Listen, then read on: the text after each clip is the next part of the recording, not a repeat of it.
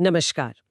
आज हम एक ऐसी दुनिया में उतर रहे हैं जो हमेशा हमारे चारों ओर है, लेकिन अक्सर हम उस पर ध्यान नहीं देते हैं। वो दुनिया जहां बातें बिना शब्दों के होती हैं। आज की हमारी ये जो चर्चा है, ये इस बात पर है कि कैसे इंसानी हाव-भाव, शारीरिक भाषा, हमारी आवाज का लहजा, ये सब मिलकर वो कहानी कहते हैं जो शब्द शायद छुपा जाते हैं। हमारी ये गहरी बातचीत the language of non verbal communication नाम की किताब के कुछ जरूरी हिस्सों पर आधारित है। ये किताब हमें कोई जादू नहीं सिखाती कि दूसरों के मन की बातें जान लें, बल्कि ये हमें सिखाती है ध्यान से देखना, समझना, जिसे हम ऑब्जर्वेशन कहते हैं, है ना? तो आज का हमारा इरादा बिल्कुल साफ है। ये समझना कि कैसे अपने आसपास की इस अशब्दिक भाषा को पकड़कर हम दूसरों को बेहतर समझ सकते हैं और शायद खुद को भी। क्या वाकई हमारी बॉडी लैंग्वेज हमारी जुबान से ज्यादा ईमानदार होती है? चलिए देखते हैं। अशाब्दिक इशारों की इस दुनिया को समझने के लिए हमारे साथ विशेषज्ञ मौजूद हैं। इस विषय के महत्व पर आपकी पहली टिप्पणी क्या होगी? बातचीत का एक बड़ा हिस्सा कुछ अनुमानों के मुताबिक तो 50% से भी ज्यादा वो अशाब्दिक होता है, नॉन वर्बल। ये नॉन वर्बल संकेत जैसे हमारे चेहरे के भाव, हमारी आंखों की हरकतें, हमारे खड़े होने या बैठने का ढंग, ये सब हमारी अंदरूनी भावनाओं और इरादों की झलक देते हैं। और सबसे दिलचस्प बात यह है कि ये संकेत अक्सर अनजाने में हमारे अवचेतन मन से निकलते हैं, जिन पर हमारा सचेत नियंत्रण कम होता है। अच्छा, तो ये अवचेतन वाला पहलू ही इसे इतना शक्तिशाली बनाता है। स्रोत का पहला मुख्य विचार इसी से जुड़ता है, शब्दों से आगे की बातचीत। किताब का तर्क है कि जब हम किसी से बात करते हैं तो हम सिर्फ कानों से नहीं सुनते, हम आंखों से भी देखते हैं। चेहरे के बदलते भाव, शरीर की मुद्रा में हल्का सा बदलाव, आवाज के उतार चढ़ाव में छिपा संदेश, आंखों का मिलना या कतराना, ये सब मिलकर एक पूरी तस्वीर बनाते हैं। स्रोत तो यहाँ तक कहता है कि ये अशाब्दिक संकेत अक्सर शब्दों से ज्यादा सच्चाई बयान करते हैं। हाँ, और इसके पीछे एक ठोस वजह है कि इन्हें ज्यादा भरोसेमंद क्यों माना जाता है। जैसा मैंने कहा, ये अक्सर हमारे अवचेतन से जुड़े होते हैं, सबकॉन्शियस से। सोचिए, जब आप अचानक कोई तेज आवाज सुनती हैं तो आप चौंक जाती हैं। ये प्रतिक्रिया सोचने समझने के बाद नहीं आती, ये तुरंत होती है। इसी तरह कई नॉन वर्बल संकेत हमारी अंदरूनी भावनात्मक स्थिति की सीधी प्रतिक्रिया होते हैं, जैसे हल्की सी घबराहट में हथेलियों में पसीना आना या किसी बात पर सच में खुश होने पर आंखों के कोनों पर बारीक लकीरें बनना, वो डूशन स्माइल जिसे कहते हैं। दूसरी तरफ शब्द, वो तो हम बहुत सोच समझकर चुनते हैं, है ना? हम अपनी बात को घुमा सकते हैं, सच को छुपा सकते हैं या सामाजिक दबाव में वो कह सकते हैं जो हम महसूस नहीं करते हैं। इसलिए जब किसी की कही बातों और उसके शरीर की भाषा में विरोधाभास दिखे, मान लीजिए कोई कह रहा है हाँ मैं ठीक हूं, लेकिन उसकी आवाज कांप रही है और वो नजरें चुरा रहा है, तो ज्यादा संभावना है कि उसका शरीर सच के ज्यादा करीब है। ये एकदम स्वाभाविक है। ये तो बहुत दिलचस्प है कि हमारा शरीर लगभग अपनी एक अलग जुबान बोलता है।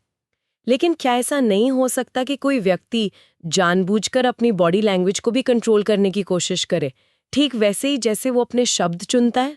आजकल तो इस पर काफी ट्रेनिंग भी दी जाती है। ये बिल्कुल संभव है और लोग ऐसा करते भी हैं, खासकर औपचारिक स्थितियों में या जब वो कुछ छुपाना चाहते हों। लोग अपनी मुस्कान को झूठा बना सकते हैं या जानबूझकर आत्मविश्वास दिखाने वाली मुद्रा अपना सकते हैं। लेकिन यहाँ दो बातें महत्वपूर्ण हैं। पहली, सभी अशाब्दिक संकेतों को नियंत्रित करना लगभग असंभव है। कुछ सूक्ष्म संकेत जैसे पुतलियों का फैलना या सिकुड़ना, त्वचा के रंग में हल्का बदलाव या बहुत ही क्षणिक चेहरे के भाव, वो माइक्रो एक्सप्रेशंस, ये हमारे नियंत्रण से बाहर होते हैं। दूसरी बात, जब कोई व्यक्ति जानबूझकर अपनी बॉडी लैंग्वेज को नियंत्रित करने की कोशिश करता है तो अक्सर उसमें एक तरह की क्या कहते हैं अस्वाभाविकता या कठोरता आ जाती है, जो एक अनुभवी ऑब्जर्वर पकड़ सकता है। उनकी बॉडी लैंग्वेज उनके शब्दों या स्थिति के साथ पूरी तरह मेल नहीं खाती। इसलिए हाँ, नियंत्रण संभव है, लेकिन पूरी तरह से और हमेशा के लिए नहीं। अवचेतन कहीं ना कहीं अपनी झलक दिखा ही देता है। समझ गई। तो पूरी तरह से धोखा देना मुश्किल है, कम से कम अवचेतन स्तर पर तो है ही। अच्छा, अब अगर हम इस समझ का इस्तेमाल रिश्तों को बेहतर बनाने में करें, स्रोत का दूसरा बिंदु इसी पर है, रिश्ते और जुड़ाव बनाना। इसमें एक तकनीक का जिक्र है, मिररिंग का, मतलब नकल करना एक तरह से। यानी जब हम बातचीत में अनजाने में या हल्के से जानबूझकर सामने वाले के हाव भाव, बैठने का ढंग या बोलने की गति की नकल करते हैं, स्रोत कहता है कि इससे एक तरह का भरोसा और जुड़ाव पैदा होता है। जैसे अगर कोई बात करते हुए थोड़ा आगे झुकता है तो आप भी हल्का सा आगे झुक जाएं, या अगर वो धीरे बोल रहा है तो आप भी अपनी आवाज थोड़ी धीमी कर लें। इसके अलावा सहानुभूति दिखाना और वाकई ध्यान से सुनना, इन्हें भी जुड़ाव बनाने का सबसे प्रभावी तरीका बताया गया है। मिररिंग या तालमेल बिठाना, हाँ, ये वाकई में रिश्तों में गर्माहट लाने का एक शक्तिशाली तरीका है और इसके पीछे का मनोविज्ञान काफी आकर्षक है। जब हम किसी को अपने जैसा व्यवहार करते हुए देखते हैं, चाहे वो बैठने का तरीका हो, हाथ हिलाने का अंदाज हो या बोलने का लहजा, तो हमारे दिमाग के कुछ हिस्से सक्रिय होते हैं। हाँ। हमें अवचेतन स्तर पर लगता है कि ये व्यक्ति मेरे जैसा है, ये मुझे समझता है। इससे एक तात्कालिक आराम और अपनेपन का एहसास होता है जो भरोसे की नींव रखता है। लेकिन यहाँ एक बहुत जरूरी बारीकी है। प्रभावी मिररिंग बहुत सूक्ष्म होनी चाहिए, लगभग अनजाने में। अगर आप किसी की नकल बहुत स्पष्ट रूप से या बढ़ा चढ़ाकर करेंगे तो वो बनावटी और अजीब लगेगा, फिर उसका उल्टा असर होगा। अच्छा। असली जुड़ाव सतही नकल से नहीं बल्कि सच्ची सहानुभूति और एक्टिव लिसनिंग से आता है। जब आप वाकई में सामने वाले की बात को समझने की कोशिश करते हैं, उनकी भावनाओं को महसूस करते हैं और ये अपनी बॉडी लैंग्वेज और प्रतिक्रियाओं से दिखाते हैं। ये समझ न सिर्फ व्यक्तिगत रिश्तों बल्कि काम की जगह पर टीम वर्क और लीडरशिप के लिए भी बेहद महत्वपूर्ण है। यानी नकल नहीं बल्कि एक तरह का सामंजस्य। ये जानना जरूरी है कि बनावटीपन पकड़ा जा सकता है। चलिए अब उस पहलू पर आते हैं जो थोड़ा जासूसी जैसा लगता है, छिपी हुई भावनाएं पहचानना। स्रोत बताता है कि कुछ खास अशाब्दिक संकेत हमें ये बता सकते हैं कि सामने वाला असल में क्या महसूस कर रहा है, भले ही वो शब्दों में कुछ और कह रहा हो। जैसे अचानक हाथ बांध लेना, जो शायद असहजता या डिफेंसिव होने का संकेत हो सकता है, या बातचीत के दौरान पुतलियों का फैल जाना, ये रुचि दिखाता है क्या? या सांस लेने की गति में अचानक बदलाव, ये तनाव या चिंता का संकेत हो सकता है। स्रोत का कहना है कि जब शब्दों और इन शारीरिक संकेतों में टकराव हो तो शरीर की भाषा पर ज्यादा ध्यान देना चाहिए। यहाँ बात सच में दिलचस्प हो जाती है कि कैसे ये छोटी छोटी अनकही बातें बड़े राज खोल सकती हैं। हाँ, ये पहलू अक्सर लोगों को सबसे ज्यादा आकर्षित करता है, लेकिन यहीं पर सबसे ज्यादा सावधानी बरतने की जरूरत है। इन सूक्ष्म संकेतों को समझना एक कला है, मतलब विज्ञान से ज्यादा शायद। सबसे पहली और सबसे जरूरी बात है संदर्भ, कॉन्टेक्स्ट। एक अकेले संकेत का अपने आप में कोई निश्चित मतलब नहीं होता। जैसे आपने कहा हाथ बांधना, ये बचाव का संकेत हो सकता है, लेकिन क्या पता व्यक्ति को सिर्फ ठंड लग रही हो। हाँ, ये भी हो सकता है। या शायद वो कुर्सी ही ऐसी है जिस पर हाथ रखने की जगह ही नहीं है। इसी तरह पुतलियों का फैलना रुचि दिखा सकता है, लेकिन ये कमरे में रोशनी कम होने की वजह से भी हो सकता है। कोई जमाई ले रहा है तो वो बोरियत का संकेत हो सकता है, या शायद वो रात को ठीक से सो नहीं पाया। इसलिए किसी एक संकेत को देखकर सीधे किसी नतीजे पर कूदना बहुत बड़ी गलती होगी। हमें संकेतों के समूह को देखना चाहिए, क्लस्टर्स को। यानी एक ही समय पर कई संकेत क्या कह रहे हैं।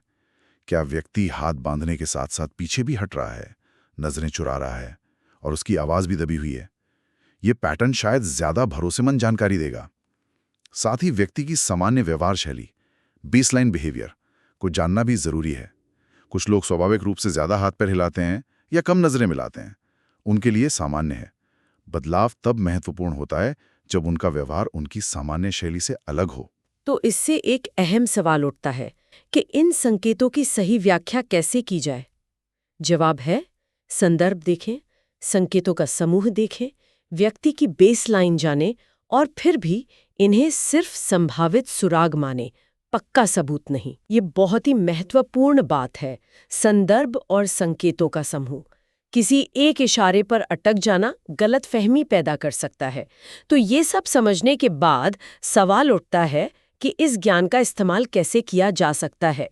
स्रोत का चौथा बिंदु इसी से जुड़ा है, प्रभाव और मनाना, इन्फ्लुएंस और परसुएशन।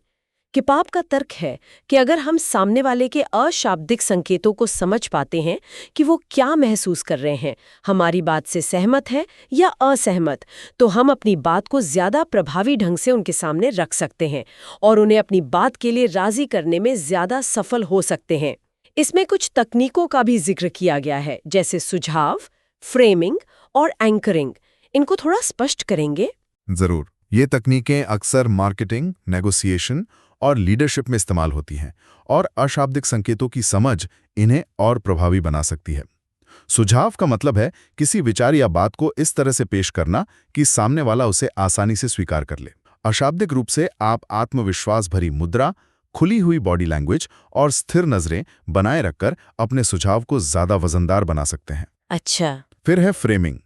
ये किसी स्थिति या जानकारी को एक खास नजरिए से पेश करने की कला है ताकि उसकी धारणा बदल जाए। जैसे किसी बदलाव को चुनौती की बजाय अवसर के रूप में फ्रेम करना। यहाँ आपकी आवाज का लहजा, चेहरे के भाव और उत्साह ये फ्रेमिंग मजबूत कर सकते हैं। और एंकरिंग? हाँ, एंकरिंग ये एक मनोवैज्ञानिक सिद्धांत है जहां शुरुआती जानकारी यानी एंकर बात के निर्णयों को प्रभावित करती है। जैसे मोल भाव में पहले एक ऊंची कीमत बताना, एंकर, ताकि बात की कीमत ज्यादा वाजिब लगे। यहां आपकी शुरुआती पेशकश के समय आपका आत्मविश्वास और दृढ़ता जो अशाब्दिक रूप से व्यक्त हों, वो एंकर को ज्यादा प्रभावी बना सकते हैं। ठीक है, तो ये तकनीकें हैं जिनका इस्तेमाल प्रभाव डालने के लिए किया जा सकता है।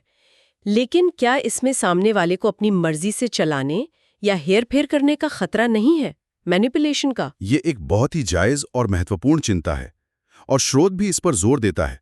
इन तकनीकों और अशाब्दिक संकेतों की समझ का लक्ष्य दूसरों को बेहतर समझना और संवाद को प्रभावी बनाना होना चाहिए, न कि उनका शोषण करना या उन्हें धोखे से अपनी बात मनवाना। यहां नैतिकता का सवाल बहुत अहम है। जब हम सामने वाले के अशाब्दिक संकेतों को पढ़ते हैं, जैसे वो आपकी बात सुनते हुए थोड़ा पीछे हट रहे हैं या उनकी भौहें सिकुड़ रही हैं, तो आप समझ सकते हैं कि शायद उन्हें आपकी बात पसंद नहीं आ रही या कोई शंका है। हाँ। तब आप अपनी बात को उनके नजरिए से समझाने की कोशिश कर सकते हैं या उनसे उनकी चिंता पूछ सकते हैं। ये हुआ समझ का सकारात्मक उपयोग। लेकिन अगर आप उनकी हिचकिचाहट को देखकर उन पर और दबाव डालते हैं या उनकी भावनाओं को नजरअंदाज करके सिर्फ अपनी बात मनवाने पर अड़े रहते हैं, तो ये हेरफेर की श्रेणी में आ जाता है। तो अगर हम इसे बड़ी तस्वीर से जोड़ें तो अशाब्दिक संकेतों की समझ एक शक्तिशाली उपकरण है और इसका इस्तेमाल जिम्मेदारी से किया जाना चाहिए। लक्ष्य हमेशा आपसी समझ और सम्मानजनक संवाद होना चाहिए, न कि चालाकी से अपना काम निकालना। ये नैतिक पहलू वाकई में ध्यान रखने योग्य है। ज्ञान का उपयोग समझ बढ़ाने के लिए हो, ना कि किसी को नियंत्रित करने के लिए। अच्छा, अब अगर हम बात करें कि ये सारी समझ असल जिंदगी में कहाँ-कहाँ काम आ सकती है, प्रैक्टिकल यूज क्या है? स्रोत का 5वां और अंतिम मुख्य बिंदु इसी पर है, व्यवहारिक उपयोग।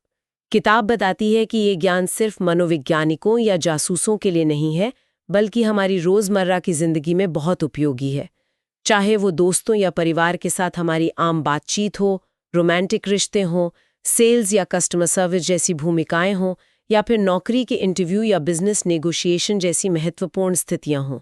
मूल विचार वही है, ये सब गहरी समझ और बेहतर संवाद के जरिए रिश्तों और नतीजों को बेहतर बनाने के बारे में है। बिल्कुल, इसका व्यावहारिक मूल्य तो बहुत ज्यादा है। सोचिए, एक सेल्स पर्सन जो ग्राहक की हिचकिचाहट को उसके अशाब्दिक संकेतों से पहचान लेता है, वो तुरंत अपनी पिच को बदल सकता है या ग्राहक की चिंताओं को दूर करने की कोशिश कर सकता है। एक मैनेजर जो अपनी टीम के सदस्य की बॉडी लैंग्वेज से समझ जाता है कि वो किसी बात से परेशान है, वो समय रहते उससे बात करके समस्या का समाधान निकाल सकता है। हाँ, सही बात है। डॉक्टर जो मरीज के अशाब्दिक संकेतों पर ध्यान देते हैं, जैसे दर्द के भाव, वो बेहतर निदान कर सकते हैं। माता-पिता जो अपने बच्चे की खामोशी के पीछे छिपी उदासी को उसकी झुकी हुई नज़रें और धीमी चाल से समझ जाते हैं, वो उसे बेहतर भावनात्मक सहारा दे सकते हैं। ये हमें न सिर्फ दूसरों को बेहतर समझने में मदद करता है, बल्कि हमें अपनी बात को ज़्यादा प्रभावी ढंग से कहने में भी सक्षम बनाता है, क्योंकि हम सामने वाले की प्रतिक्रिया को रियल टाइम में पढ़ पा रहे होते हैं। और जैसा हमने पहले भी कहा, ये सब अवलोकन और समझ पर आधारित होना चाहिए, ना कि हेरफेर पर। लक्ष्य हमेशा संवाद की गुणवत्ता बढ़ाना और रिश्तों को मजबूत करना होना चाहिए। तो इस पूरी चर्चा को समेटते हुए ऐसा लगता है कि जिसे लोग अक्सर रहस्यमयी ढंग से मन पढ़ना कहते हैं, वो असल में कुछ नहीं बल्कि बहुत ध्यान से देखना और सुनना है। न सिर्फ शब्दों को, बल्कि उनके पीछे छिपे अशाब्दिक संदेशों को भी। चेहरे के भाव, शरीर की मुद्रा, आवाज का लहजा, आंखों की भाषा, इन सब को समझने की क्षमता हमें दूसरों के असली विचारों और भावनाओं की एक ज्यादा साफ और गहरी तस्वीर दे सकती है। और इस गहरी समझ से न सिर्फ हमारे रिश्ते बेहतर हो सकते हैं, बल्कि हमारा आपसी संवाद भी ज्यादा सच्चा और असरदार बन सकता है। तो इस सब का क्या मतलब है? शायद यही कि संवाद सिर्फ बोलने और सुनने तक सीमित नहीं है। हमारी आंखें और हमारे कान, अगर हम उन्हें सही तरह से प्रशिक्षित करें तो वो हमें शब्दों के परे बहुत कुछ बता सकते हैं। हमें बस उस छुपी हुई भाषा पर ध्यान देने की जरूरत है जो हर बातचीत में मौजूद होती है। और इसी विचार को एक कदम और आगे ले जाते हुए मैं एक सवाल सबके सोचने के लिए छोड़ना चाहूंगा। हमने काफी बात की कि दूसरों के अशाब्दिक संकेतों को समझना कितना फायदेमंद हो सकता है, लेकिन क्या हमने कभी इस बात पर गहराई से सोचा है कि हमारी अपनी शारीरिक भाषा, हमारे अपने अशाब्दिक संकेत हमारी बातचीत को और दूसरों की हमारे प्रति धारणा को कैसे प्रभावित करते हैं? जरा सोचिए, अगर हम इस बात के प्रति ज्यादा जागरूक हो जाएं कि जब हम बात करते हैं तो हम कैसे खड़े होते हैं, हमारे हाथ क्या कर रहे होते हैं, हमारी आवाज का लहजा कैसा होता है, हम कितनी बार नजरें मिलाते हैं या कतराते हैं, तो क्या हम अपने इरादों को ज्यादा स्पष्ट रूप से व्यक्त नहीं कर पाएंगे? क्या इससे हमारे संवाद में गलतफहमियां कम नहीं होंगी? क्या हमारे रिश्ते और मजबूत नहीं बनेंगे? मेरा मानना है कि अशाब्दिक संकेतों को समझने का यह अवलोकन कौशल सिर्फ दूसरों पर लागू करने के लिए नहीं है, बल्कि खुद पर लागू करने से भी हमें उतना ही या शायद उससे भी ज्यादा फायदा हो सकता है। इस आत्म अवलोकन के बारे में सोचना जरूरी है। ये वाकई एक विचार करने वाला नुक्ता है, अपनी ही अनकही भाषा को समझना। अशाब्दिक संचार की दुनिया सच में बहुत गहरी है और इसमें हमेशा कुछ नया सीखने और खोजने की गुंजाइश बनी रहती है। आज की इस दिलचस्प और गहरी बातचीत के लिए आपका बहुत बहुत धन्यवाद।